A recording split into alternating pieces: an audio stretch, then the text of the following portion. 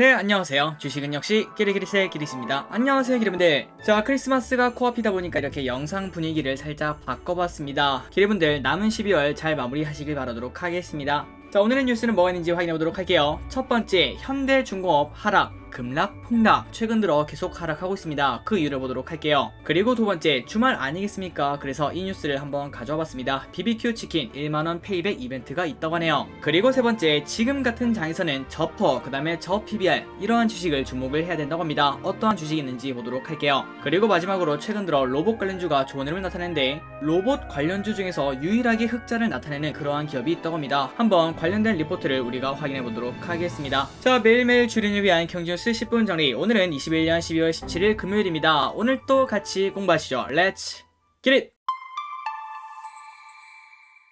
자, 바로 경제 뉴스로 들어가도록 하겠습니다. 그리고 기분들이 아마도 안 믿으시겠지만 저 기릿은 매일매일 진짜 빨리 끝내려고 매우 노력을 하는데요. 오늘은 금요일이니까 진짜 10분 내로 끝내보도록 하겠습니다. 그리고 들어가기 앞서 좋아요 누르시면은 저 기릿에게 매우 큰 힘이 됩니다. 정말 감사합니다. 어젯밤 뉴스를 보도록 하겠습니다. 뉴욕 증시는 FOMC 정례회의 이후 기술주의 매도 압력이 커지면서 하락 마감했습니다. 그러나 미국 안에서도 조금 온도 차이가 있었는데요. 뉴욕 증권 거래소에 있는 다우존스는 0.08% 하락, 그러니까 보합이었습니다. 그리고 그 반면 S&P 500은 0.8% 하락, 이 정도면 하락이 크다고 볼 수 있겠죠. 그런데 나스닥은 무려 2.5%나 하락을 했다고 합니다. 그리고 그 이유는 명백히 금리 상승에 대한 부담감 때문이라고 생각을 해볼 수 있겠죠. 자, 연방기금금리 선물시장에서는 내년 5월 연준이 첫 금리를 인상할 가능성을 60% 이상으로 보고 있으며, 그리고 어제는 영국에서 금리 인상을 단행을 했다고 합니다. 그 충격이라고 생각을 해볼 수 있겠죠. 그리고 다음으로 내일부터는 이제 거리두기가 다시 시작이 됩니다. 아마도 다들 알고 계실 거라고 생각해요. 빠르게 내용만 보고 넘어가도록 할게요. 내일부터 16일간 사적 모임 최대 인원이 4명으로 제한이 됩니다. 그리고 식당과 카페는 9시에서 10시로 제한이 되며, 게다가 이번에는 미접종자는 혼자서만 식당, 카페를 이용하거나 포장 그리고 배달만 이용을 해야 된다고 합니다. 그러니까 백신 접종에 대한 압박이 조금 더 세졌다고 생각을 해볼 수 있겠죠. 그만큼 상황이 심각하다, 이러한 생각도 해볼 수 있습니다. 다음입니다. 올해도 무상증자 퍼주는 제약사들 주가는 오를까? 저 길이 또 처음 알았습니다. 제약사들이 연말보다 소규모 무상증자를 하는 모습이 많았다고 하는데요. 그런데 그 흐름이 올해도 이어지고 있습니다. 그리고 바이오에 투자하시는 기분들이 다 아시다시피 올해 한 해 내내 제약 바이오 섹터가 매우 나빴는데요. 그런데 최근 며칠간 바이오가 좋은 흐름을 나타내기 때문에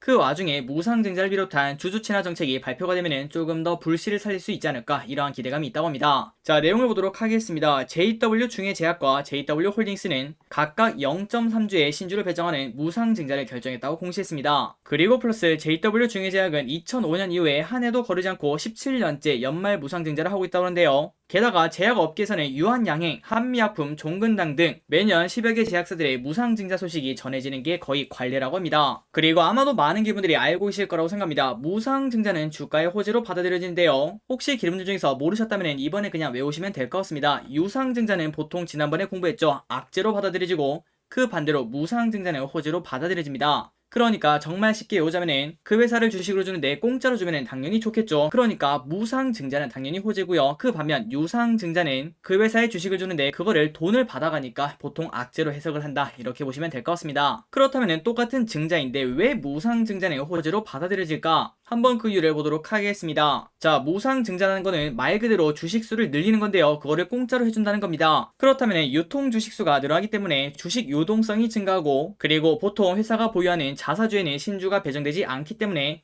작게나마 주주들의 지분율이 늘어난다고 합니다. 게다가 플러스 신주를 발행하는 재원인 이익잉여금이나 주식 발행 초과금이 자본금으로 묶여 주주들에게 돌아가는 효과도 있기도 하죠. 그래서 아마도 기분들이 주식 투자를 하시다 보면 1년에 한 3-4번 정도는 무상증자 때문에 상한가를 갔다, 이러한 소식을 볼 수 있습니다. 자, 그렇다면 뭔가 좀 이상하죠? 아니 길이 무상증자를 하면 뭐 상한가를 갈 정도로 그 정도의 호재면은 이거 내가 잘 모르지만 딱 보니까 그냥 무상증자만 하면은 주가가 올라가는 거 아니야? 맞습니다. 그렇게 볼 수 있죠. 하지만 그거는 시장이 조금 이상한 상황이다, 이러한 생각을 해볼 수 있습니다. 그러니까 오버슈팅이라고 해석을 할 수 있다는 거겠죠. 물론 무상증자는 호재라고 받아들일 수 있겠지만, 그런데 우리가 지금 딱 생각해봐도 그 회사의 가치는 전혀 바뀌지가 않았습니다. 그냥 주식수만 바뀌게 된 거죠. 그러니 결국 무상증자가 나타나면은 단기적으로는 주가가 올라갈 수 있겠지만 결국은 다시 제자리로 돌아온다, 이렇게 볼 수 있습니다. 그리고 이는 최근 제약바이오에서 발표하는 무상증자도 벗어날 수 없을 것 같은데요. 금융투자 업계에서는 주주 친화 정책만으로는 주가를 이끌어가기 힘들다며 반짝 상승에 흥분하지 말고 기업의 역량을 잘 봐야 된다, 이러한 조언이 나온다고 합니다. 그리고 실제로 올해 8월부터 바이오 기업을 중심으로 자사주 매입 계획 발표가 잇따랐지만 효과는 금방 사라졌다고 하네요. 그러니까 주주치나 정책은 MSG라고 생각하시면 될 것 같습니다. 조미료죠. 그 요리 자체가 애초에 말이 안 되는 요리라면은 아무리 조미료를 넣어도 살짝 기대는 할 수 있겠지만 맛이 크게 바뀌지는 않겠죠. 그러니 여러분들 무상증자 소식이 나오더라도 너무 많이 흥분하지 마시고요. 그리고 주가가 뭐야 이거 왜 이렇게 올라도 되나 이 정도로 올랐다면은 그때는 조금 매도하는 게 어떻겠나 이렇게 말씀드리고 싶네요.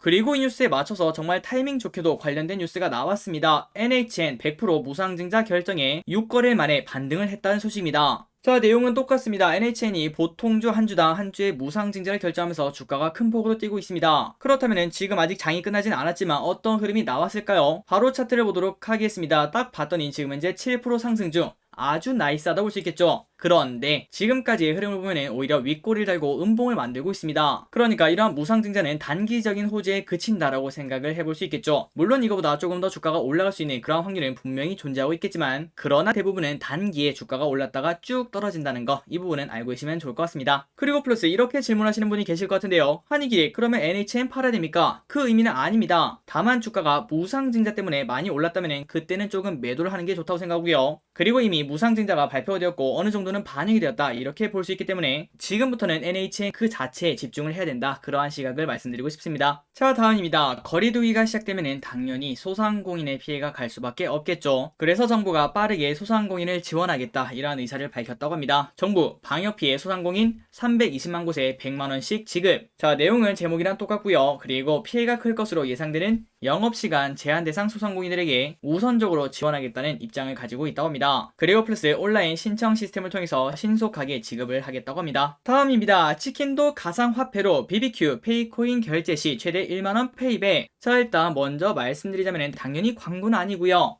저 기리씨 BBQ를 좋아하고 그리고 주말이다 보니까 이러한 뉴스가 딱 눈에 띄더라고요. 그래서 바로 소개만 하고 넘어가도록 하겠습니다. 자, BBQ가 17일부터 31일 그러니까 이번 달이네요. 그 15일간 BBQ 앱에서 페이코인으로 결제를 하면은 1만원 페이백 프로모션을 진행을 한다고 합니다. 자, 얼마 전에 똑같은 B로 시작하는 다른 치킨집은 가격을 올렸는데 BBQ는 우리는 올리지 않겠다 이렇게 말을 했죠. 거기에다가 이러한 이벤트도 하고 있기 때문에 한번 길분들이 참고하시면 될 것 같습니다. 그나저나 이 방법이 조금 어려운데요. 저 길이 또 한번 또 안 해봤습니다. 자, 이거를 하려면은 페이코인으로 결제를 하라고 하는데요. 그 페이코인이 뭔가 봤더니 다날 핀테크에서 발행하는 암호화폐로 현금처럼 사용이 가능한 간편 결제 코인이라고 합니다. 그러니까 페이코인이라는 게 있어야 결제를 할 수 있다는 거겠죠. 그나저나 저 길이 또 궁금해서 찾아봤는데 지금 현재 가격이 1915원에 거래가 되고 있다고 합니다. 그러면은 치킨 한 마리 먹는데 10개 정도가 필요하다 이러한 생각을 해볼 수 있을 것 같습니다.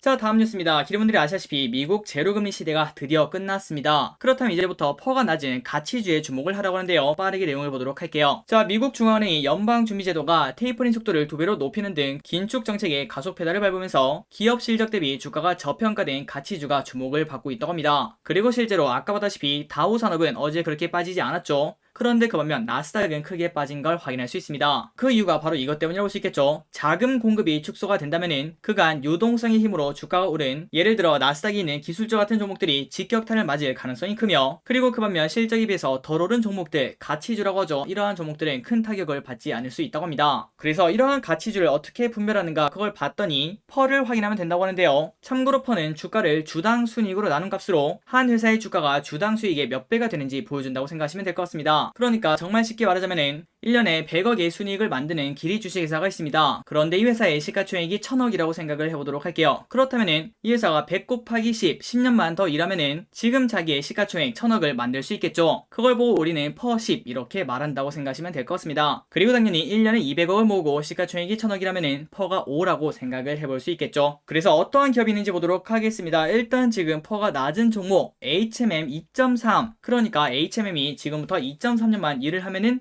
자기 회사를 하나 더 살 수 있다는 겁니다. 그리고 대한제강 2.7, DGB금융 3.2, JB금융 3.3, BNK금융 3.3, 코오론글로벌 3.3, LX인터내셔널 3.3, 현대두산 인프라코어 3.4, 동국제강 3.6, 금호건설 3.6. 그러니까 우리가 지금 딱 봐도 야 이건 진짜 저평가다 이러한 종목들이 널려 있다고 생각을 해볼 수 있겠죠. 하지만 여러분들 무조건 저퍼를 사면 되는가? 그건 아닙니다. 일단 그 생각을 하셔야 됩니다. 이 정도로 싸게 거래가 된다면 그 이유가 있을 것이다. 그리고 보통 대부분의 저퍼주들은 내년 실적이 이제 꺾이는 기업들이 많습니다. 그러니까 올해는 돈을 많이 벌었지만 이러한 기업들이 지금 현재 퍼가 너무 낮아서 야 이걸 안 사면 진짜 바보지 이렇게 샀는데 내년 되니까 뭐야 갑자기 고퍼주로 바뀌게 되는 그러한 상황이 펼쳐진다고 생각을 해볼 수 있습니다. 그러니까 우리가 지금 딱 봤을 때 저퍼주를 사는 건 당연히 좋습니다. 저평가주를 사는 거니까요. 그런데 여기서 가장 중요하게 받을 거는 내년 실적이 부러지는가 안 부러지는가 이거를 꼭 확인해야 된다고 볼 수 있겠죠. 그리고 그거를 가장 확실하게 설명할 수 있는 거는 바로 시젠이라고 생각을 해볼 수 있습니다. 작년 시젠 돈 진짜 많이 벌었고 올해도 많이 벌었습니다. 하지만 그 기업 지금 현재 펄을 봤을 때는 완벽한 저평가로 볼 수 있는데요. 그런데 그럼에도 불구하고 많은 사람들이 시젠을 야 쟤는 근데 내년부터는 뭐 먹고 살 거야 이러한 얘기를 하면서 거래를 하지 않는 걸 확인할 수 있습니다. 그게 바로 저퍼주라고 무조건 주가가 오르는 건 아니다 이러한 생각을 해볼 수 있겠죠. 그리고 물론 방금 말씀드린 그 시젠은 올해 초까지 주가 흐름이 안 좋았던 거 그걸 말하는 거지 지금 가치 판단이라는 완전하게 무관하다는 거 알려드리도록 하겠습니다. 어쨌든 여러분들 저퍼주 이러한 기업들이 있고요. 그리고 이 기업들이 내년 실적이 어떻게 되는지 관심 있게 보시기 바랍니다. 그리고 그 반면 저퍼주가 있으면 당연히 고퍼주도 있겠죠. 자 주가 수익 비율이 높은 10개 종목이 뭐가 있나 봤더니 현대중공업, 한전기술, 삼성바이오직스, 한솔바이오파마, 솔루스 첨단소재, 포스코케미칼, HSD엔진, GKL, SKIT, 하이브 이러한 기업들이 퍼가 높다고 합니다. 그리고 기분들이 고퍼주로 무조건 비싸냐? 이건 또 아니라는 거 방금 느끼셨죠? 내년 실적이 진짜 미치도록 올라간다면은 지금 분명히 고퍼주였는데 내년에는 저퍼주로 바뀌는 그러한 상황이 생길 수도 있습니다. 그러니까 매번 말씀드리는 주식 투자의 기본은 딱 이거죠. 내년 실적이 어떻게 되느냐? 항상 기분들 올해 실적이 아니라 내년 실적을 보는 그러한 습관을 가지시면 좋을 것 같습니다. 그리고 다음으로 저퍼주 말고 저 PBR 이거를 보는 방법도 있다고 합니다. 참고로 PBR은 지금 현재 이 회사를 전부 다 매각했을 때 얼마가 나오냐 그거를 지금 시가총액이랑 비교를 했다고 생각을 해보시면 됩니다. 그러니까 아까 그 예를 보도록 할게요. 기립 주식회사를 전부 다 팔면은 1000억이 나온다고 합니다. 그런데 지금 시가총액은 1000억이래요. 그렇다면 지금 회사는 PBR이 1이다 이렇게 볼 수 있고요. 어찌 보면은 매우 합당하다고 생각을 할 수 있겠죠. 회사를 산 다음에 그걸 다 팔면은 1000억이 그대로 나오니까요. 그런데 그 반면 저퍼주가 있다고 합니다. 한국전력 0.2배, 롯데쇼핑, DGB금융, 현대두산 인프라코어, BNK금융, 현대제철, 기업은행 0.3배. 그렇다면 한국전력이 PBR 0.2 이게 무슨 소리일까요? 맞습니다. 한국전력 산 다음에 거기 있는 걸 전부 다 갖다 팔면은 한국전력 5개를 살 수 있다는 말과 마찬가지죠. 그러니까 우리가 지금 딱 들었을 때 야 그게 말이 돼? 이렇게 말씀하실 것 같은데요. 하지만 우리가 간단하게 생각해봐도 한국전력이 가지고 있는 자산들 원자력 발전소, 화력 발전소 그런 것들은 어디다 갖다 팔 수도 없겠죠. 그렇기 때문에 이러한 현상이 나타난다 이렇게 보시면 될 것 같습니다. 물론 이거 말고도 야 진짜 저평가구나 이러한 생각도 해볼 수 있겠죠. 그러니 이분들 저퍼 PBR 주식이라고 무조건 좋구나 이렇게 말할 수는 없다는 거 이 부분도 챙겨가시면 좋을 것 같습니다. 다음입니다. 빚 빼고 자산이 4억이세요. 그렇다면 보통이라고 하네요. 평균 순자산이 14%나 올랐다고 합니다. 올해 우리나라 개인이 아니라 가구의 평균 순자산이 14% 이상 늘며 4억 원을 돌파했는데요. 참고로 순자산이 무엇인가 봤더니 부동산, 예금, 주식 등 자산에서 빚을 뺀 금액으로 부동산 등 자산 가격이 역대 최대폭으로 급등했기 때문에 이러한 현상이 나타났다고 합니다. 그래서 결국 우리나라의 한 가구의 평균 순자산이 14% 이상 늘며 4억 원을 돌파를 했다고 합니다.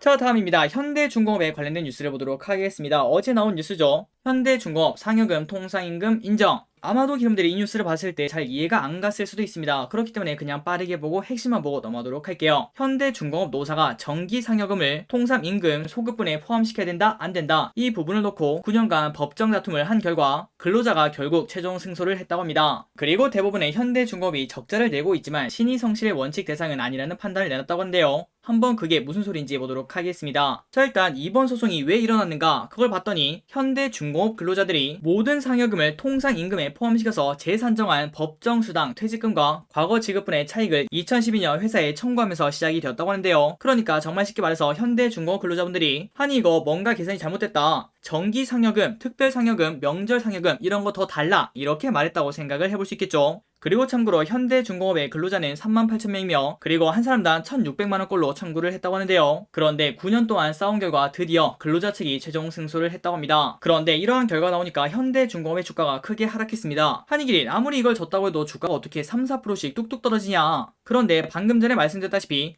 한 사람당 1600명이고 그 다음에 근로자가 38,000명이라고 합니다. 그리고 그거를 계산하면 무려 6,300억대로 추정이 된다고 하네요. 참고로 현대중공업은 현재 적자를 내고 있습니다. 그런 상황에서 6,300억을 내야 된다. 이 부분은 매우 큰 리스크라고 생각을 해볼 수 있겠죠. 그래서 결국 현대중공업의 주가는 이렇게 뚝뚝뚝 떨어지고 있는 걸 확인할 수 있으며, 그리고 플러스 오늘은 마침 의무보유 확약 물량이 풀리는 날이기도 했죠. 그러다 보니까 주가가 큰 폭으로 하락한 걸 확인할 수 있습니다. 자, 그런데 이 부분을 조금만 더 보자면은 현대중공업만의 문제가 아닐 수 있다고 합니다. 그러니까 이번에 현대중공업에서 이러한 결과가 나왔기 때문에 다른 회사에 있는 근로자분들도 이 부분을 말하며 소송을 걸 수 있는 그러한 흐름이 나타날 수 있을 것 같습니다. 만약 그런 일이 일어난다면은 줘야 되는 돈은 당연히 줘야겠지만 기업 입장에서만 보자면은 큰 부담이 될 수도 있지 않나, 이렇게 볼 수 있다는 거겠죠. 어쨌든 최근 현대중공업이 주가 흐름이 좋지 않았던 이유는 위 같은 이유들이 있었다, 이렇게 알고 있으면 될 것 같습니다.